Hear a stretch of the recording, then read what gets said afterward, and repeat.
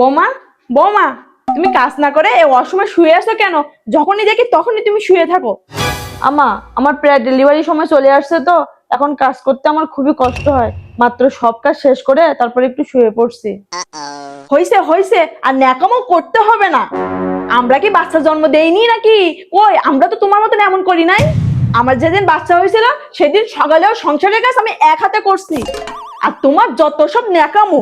শোনো বউ, তোমার ননদ আসতেছে, যাও গিয়ে মাছ মাংস পোলাও রান্না করো। আর আমার মেয়ে কতদিন পরে এই বাড়িতে আসতেছে, কোনো কিছু যেন কমতি না হয়।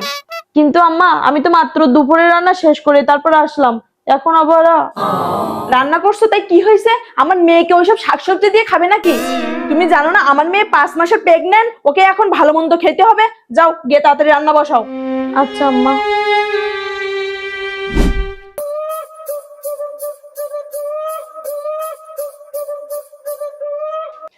বোমা, তাড়াতাড়ি যাও, তোমার ননদ আসছে, ওকে খেতে দাও। মেয়েটা খুব কষ্ট করে আসছে। আম্মা, আমার পেটে খুব ব্যথা করতেছে, আপনি একটু টেবিলে খাবারটা দিয়ে দেন। তোমার তো এখন পেটে ব্যথা করবেই, আমার মেয়ে আসছে না, তোমার তো এখন সব নাটক শুরু হবে। এসব কি বলতেছেন আম্মা? আপনি তো জানেন আমার কি অবস্থা। এ সময় তো মানুষ ঠিক মতন চলাফেরাও করতে পারে না, আর আমি বাসায় সব কাজ করি। তারপরও আমার অসুস্থতাকে আপনার নাটক মনে হয়। হয়েছে হয়েছে, তোমাকে বলি নাই আমাকে জ্ঞান দিতে। যাও আমার মেয়েকে খাবার দাও।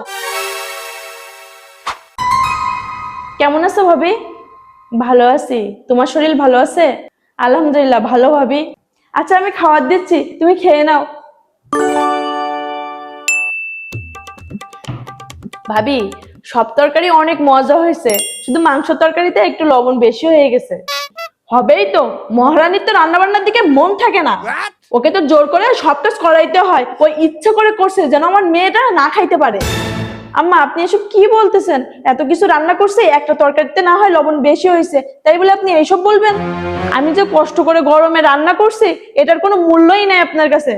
হয়েছে হয়েছে, পেটে বাচ্চা নিয়ে তুমি একাই রান্না করে সবাইকে খাওয়াও, আমরা তো জীবনে রান্না করে খাইনি। মা থামো তো, ভাবি এটা ইচ্ছে করে করবে কেন? ভাবি যে এই অবস্থা রান্না করছে এটাই তো অনেক। আমার তো এখন 5 মাস, তাই আমার এখন যে কষ্ট হয়, ভাবির কষ্টটা আমি একটু হলেও বুঝতে পারি। চুপ কর তুই, তোকে বলছি আমি কথা বলতে। আর বউ, তুমি এখানে দাঁড়িয়ে না থেকে বাথরুমে কাপড়গুলো এবার ধুয়ে দাও। আম্মা, আমার নিচ হয়ে কাপড় ধুতে কষ্ট হয়, তারপরও আপনি কেমনে বলেন আমাকে কাপড় ধুইতে? মা, ভাবি তো ঠিকই বলছে, ভাবি এই অবস্থায় কিভাবে কাপড় ধুবে? আচ্ছা মা, তুমি একটা কাজ করো, কাপড়গুলো আমাকে দাও, আমি ধুয়ে দিচ্ছি।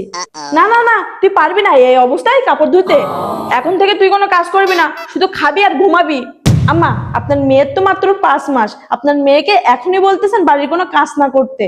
কিন্তু আম্মা, আমার তো ডেলিভারি সময় চলে আসছে, আর আমার এই অবস্থায় আপনি বাড়ির সব কাজ করান। আচ্ছা আম্মা, বাড়ির বউদের কি কষ্ট হয় না? বাড়ির বউরা কি মানুষ না? ভাবি ঠিকই বলছে, তুমি আমার দিকটা যেমন ভাবো ভাবির দিকটা তেমন ভাবতে পারো না কেন? ভাবি এখন অসুস্থ, তারপরে তুমি ভাবির সাথে খুব খারাপ ব্যবহার করো। একটাবার কি ভেবে দেখছো, তুমি যদি অসুস্থ হইতা, ভাবি যদি তোমার সাথে এমন করতো, তোমার কেমন লাগতো? আমি বলে দিলাম তুমি আর ভাবির সাথে এমন ব্যবহার করবা না।